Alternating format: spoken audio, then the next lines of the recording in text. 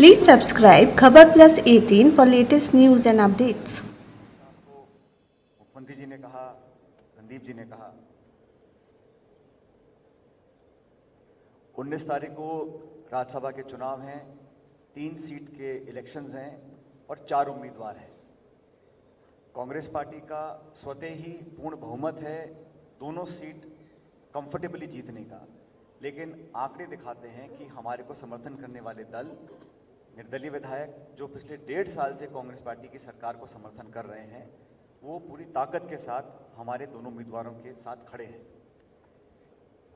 राज्यसभा चुनावों के अंदर हमारे दोनों उम्मीदवार वेणुगोपाल जी और नीरज दांगी जी यहाँ से चुनाव जीतकर जाएंगे। इसमें किसी को किसी प्रकार की आशंका नहीं होनी चाहिए। मैंने कल भी इस बात को कहा, कोई भी अगर भ्रम फैलाने की कोशिश कर रहा है, भ्रमित करने की कोशिश कर रहा है, तो वो सिर्फ अपना टाइम ज़ाहिर कर रहा है। क्योंकि जैसे रणदीप जी ने कहा, इस देश के अंदर केंद्र सरकार ने ना तो कोई देशव्यापी नीति बनाई श्रमिकों के लिए, और लॉकडाउन के बाद जो लगातार अर्थव्यवस्था चरमरा रही है उसको सुधारने के लिए कोई पुख्ता कदम उठाए नहीं है। उसका दुर्गामी जो इफेक्ट है वो हम सब देख रहे हैं। राजस्थान में हम लोगों ने मेहनत कर ना सिर्फ श्रमिकों को, प्रवासियों को और ग्रामीण क्षेत्र के अंदर विशेष रूप से नरेगा के माध्यम से लोगों को मदद करी है। इस चुनौतीपूर्ण समय में किसी को बेवजह आकलन करने की ज़रूरत नहीं है, क्योंकि राज्यसभा के चुनाव पहले होने थे, लॉकडाउन हो गया, उसको पोस्टपोन किया गया। लेकिन हम लोग जानते हैं कि जो सरकार चलाने का काम हो रहा है उसमें सभी विधायकगण हमारे साथ खड़े थे, खड़े हैं और खड़े रहेंगे। वेणुगोपाल जी और नीरज दांगी जी ने नामांकन भरा था कुछ समय पहले, और आज सभी साथियों से, और आप में से कुछ दोस्त पूछ रहे थे कि यहाँ क्यों बुलाया, वहाँ क्यों बैठे। हमारे दल के लोग हैं, कोरोना में 3 महीने आपस में मुलाकात नहीं हो पाई थी, तो खुले में, क्योंकि घरों में सोशल डिस्टेंसिंग मेंटेन नहीं हो पाती, इसलिए कल और आज यहाँ इस होटल में मीटिंग करने का हम लोगों ने मन बनाया और लगातार एक दूसरे से संपर्क करेंगे। लेकिन जितना बहुमत आंकड़े में है, मैं ऐसा मानता हूँ कि संभवतः उससे ज़्यादा मत हमारे दोनों उम्मीदवारों को मिलेगा।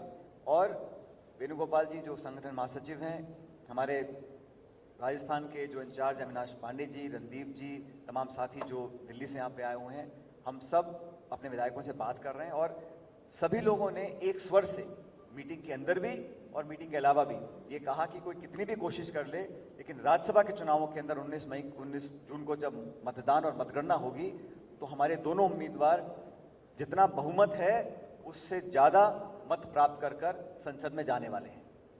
जहाँ तक राजस्थान और देश की बात है, मैं समझता हूँ रणदीप जी ने भी इस बात का जिक्र किया, मुख्यमंत्री जी ने भी कहा कि संक्रमण को रोकने के लिए जो कदम उठाए उसमें देश दुनिया ने हमारे काम को सराहा है। हमारे चिकित्सा मंत्री यहाँ रघु शर्मा जी मौजूद हैं, मिलकर चाहे क्वारंटाइन करना हो, चाहे जागरूकता फैलानी हो, sanitisers, mask, ventilators, oxygen, bed, हम सब लोगों ने, केंद्र सरकार ने अभी तक राज्य सरकारों को कोई स्टेट स्पेसिफिक फंडिंग नहीं दी है। सिर्फ घोषणाएं की हैं 20 लाख करोड़, इतने लाख करोड़, लेकिन राजस्थान को या किसी अन्य प्रदेश को कोई भी आर्थिक मदद देने का काम आज तक नहीं किया।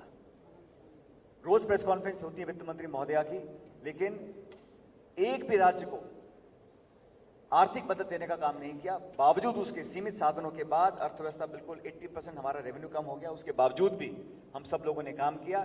जैसा आप सब लोग जानते हैं, 51 लाख लोग आज नरेगा में राजस्थान में काम कर रहे हैं। पूरे हिंदुस्तान में सबसे ज्यादा श्रमिक अगर रोजगार पा रहे हैं तो राजस्थान में पा रहे हैं। तो हम लोग अपना काम लगातार कर रहे हैं, जनता काम से संतुष्ट भी है।